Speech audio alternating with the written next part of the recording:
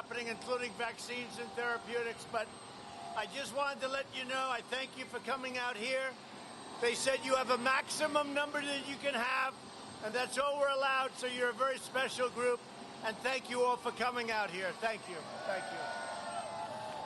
So I'm thrilled to be back in Ohio and proud of the hardworking patriots of the Buckeye State. 4 years ago, I came here, right in here, right? That was an amazing 4 years ago, wasn't it? When you think how time flies. Right here in Cleveland to accept the Republican nomination for President of the United States.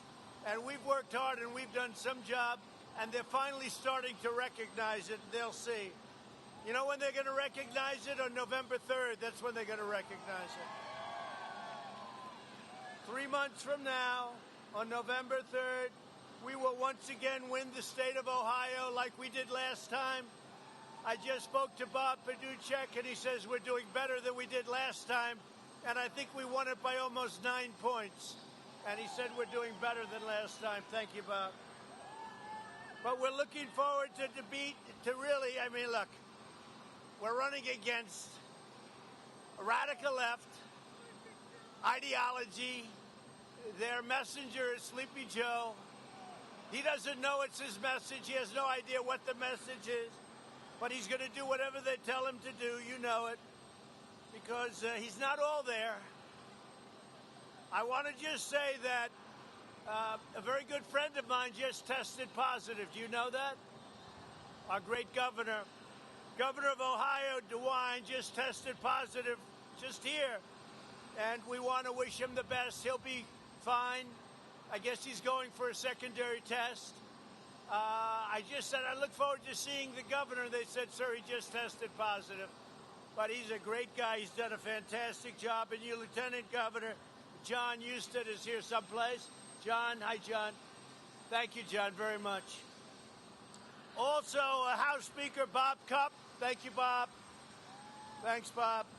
Republican candidate for Ohio's 13th District, Christina Hagan. Christina, come here.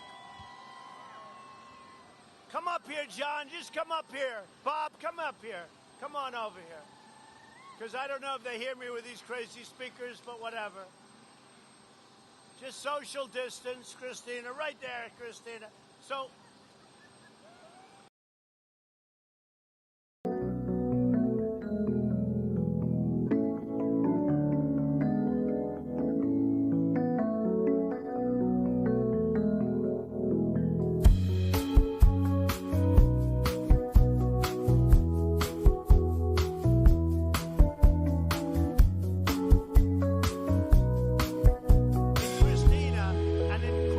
candidate, incredible in every way. She will work so hard for you. Tim Ryan goes out, he runs for president. He got 0, all talk. So I hope, Christina, they're going to put you there. You have my complete and total endorsement. And that's meant a lot. That's meant a lot. I think it's about 244 to 2 or 3 or something. So I don't want you to be number 4, okay? You're going to get it. And fellas, you're doing a great job. We appreciate it. Say hello to the governor, too. But we'll finish this up. Thank you very much. Christina, thank you very much. Good luck. We're with you all the way, Christina. We've got to win. Also, we have our Republican Party Chairwoman, Lisa Sticken. Lisa, hi, Lisa. Thank you, Lisa. Great job you're doing. Thank you. Are we doing good, Lisa? Good. And we have, as you know, Gene Scalia. Good bloodline. Gene Scalia, there he is. And Bob Paduchek, who was with me from day one in Ohio, and he has done a fantastic job. So I've come to visit the workers of a great state and a great American company, Whirlpool. They had a lot of problems until I got involved, and now they're doing great. It's the largest washing machine manufacturing facility in the world. It's in Clyde, Ohio. You know that. That's where I'm going. Under the last administration, the men and women of Whirlpool saw their job and factories targeted for destruction, and yet, you know the story, right? Vice President Biden, he's a real beauty. He let it happen. Foreign-made washing machines were dumped on our market below cost in order to put Whirlpool out of business, and yet the Obama administration, with Joe Biden watching over, freely allowed this grave injustice to continue. They let other countries pillage American jobs, lay waste to American communities, and eviscerate American middle class. So they allowed things to happen which should never have happened to you, and we brought it back. And you know that. We have brought it back. Under my administration, all of that has changed. We stood up to the foreign cheaters. We defended American jobs. We imposed massive tariffs on foreign washing machines, and we saved the workers of Whirlpool. In everything we do, we are finally putting America first. Right. During Joe Biden's 5 decades in Washington, think of it, he's been in public office for 47 years. He's done nothing. Now he's going to fix everything. Doesn't work that way. And I wouldn't say he's at the top of his game, would you? Do you think? But he supported every single globalist attack on American workers. Joe Biden's policies put China first and America last. And that's what he'll continue to do if he ever got this shot.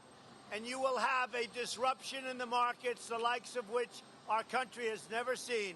You will have a crash in the markets because he's going to double and triple your taxes. He's going to do things that nobody ever would ever think even possible because he's following the radical left agenda.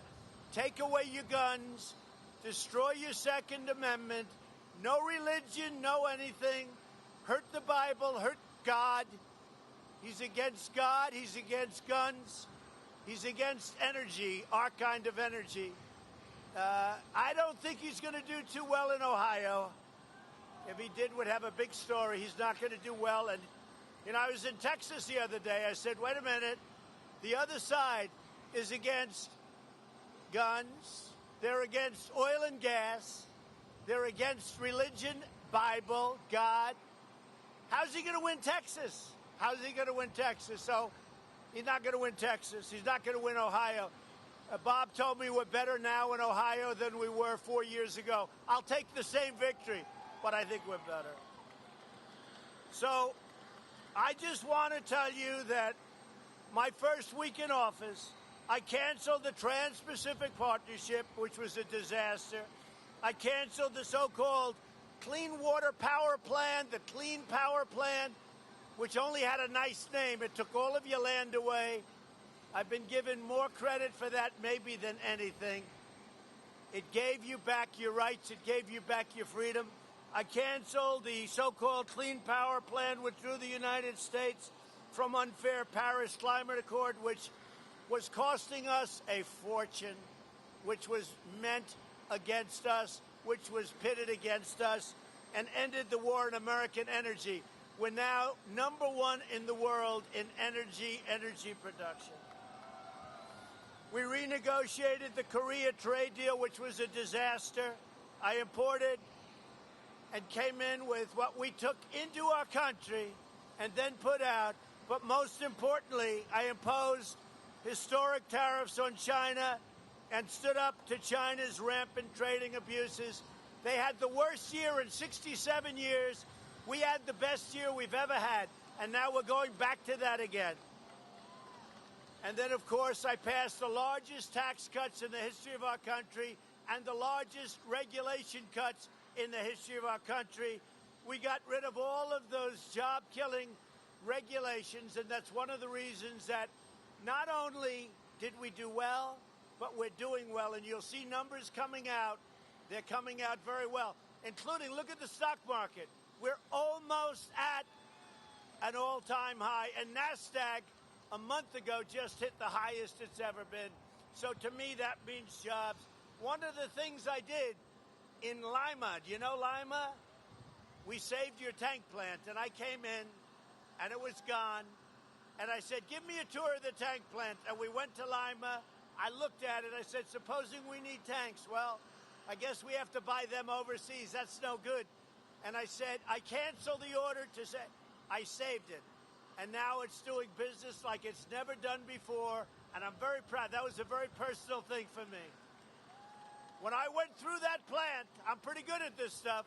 When I went through that plant, I said, you can't rebuild this, and more importantly, you'll never get people that can build. They're very, very complicated and complex. And I said, you'll never get people to do this job again. So I just want to thank you. You've been with me, all of you, from the beginning. I want to thank you. We're taking a helicopter ride. You know where we're going, over to Whirlpool. But I wanted to thank you. I wanted to say you're a very special group of people. We're going to win bigger in Ohio now than we did 4 years ago. And we're very proud of what we've done. We built the greatest economy in the history of the world, better than any other nation by far. And then the plague was released by China. Whether it was incompetent or other reasons, it got out. It didn't get out to China, but it got out to the U.S. and to Europe and to a lot of other countries, 188 countries. And we will not forget that. We will not be forgetting that. But now we're rebuilding. We closed it. We saved millions of lives. And now we're reopening. We want our schools open. We want our buildings open, our office buildings open. We want to get back to business, and we're doing it. And it's looking more and more like, just as I predicted, it's going to be a V. Did you see yesterday? Auto production, one of the highest numbers they've ever seen. Used car sales, one of the highest numbers, I think the highest number they've ever seen.